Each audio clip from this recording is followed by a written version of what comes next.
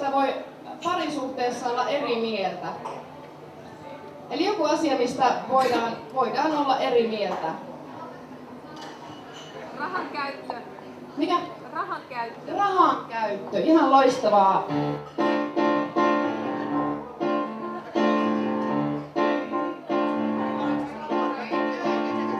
Meidän suhteessa on välillä hankalaa.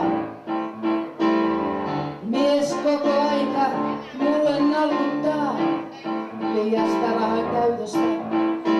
Lakkohan naisen on välillä päästä tonne ulos shoppaileen. Ostaa muutama paita, tien miksei parit kengätkin, varsinkin jos on alennusmyynti.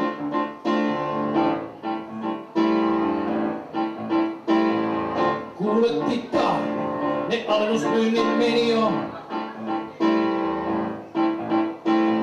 Sä oot ostanut 10 000 uusia suovoja. Ei oo syöty kotona mitään ruokaa. Kun Timo pelkästään shoppaa. Kuka nyt ruokaa tarvitsee, kun vaan löytyy siinä vaatteita?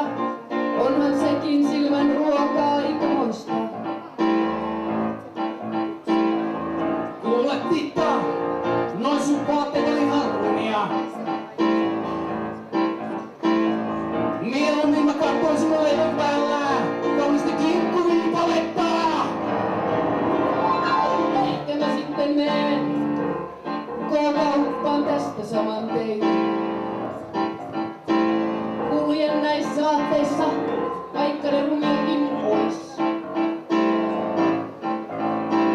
Ostan sulle kinkkua, 3 eri lajia. Katan pöydän, pistän koneeksi. Silläkö sä olisit sitten tyytyväinen? Kuule Titta, pistää vaan pöytä koreaks. Jos lupaat laittaa hiukan kraavilohta. Ruisleivän päälle hiukan smetanaa. Sipuliviipaleita, kuortettua kinkkua. Lupaan ostaa sulle jonkun netin paidan. Selvä on, tehdään kompromissi. Mä shoppaan tästä lähin pelkästään ruokaa ja sinä vaatteita.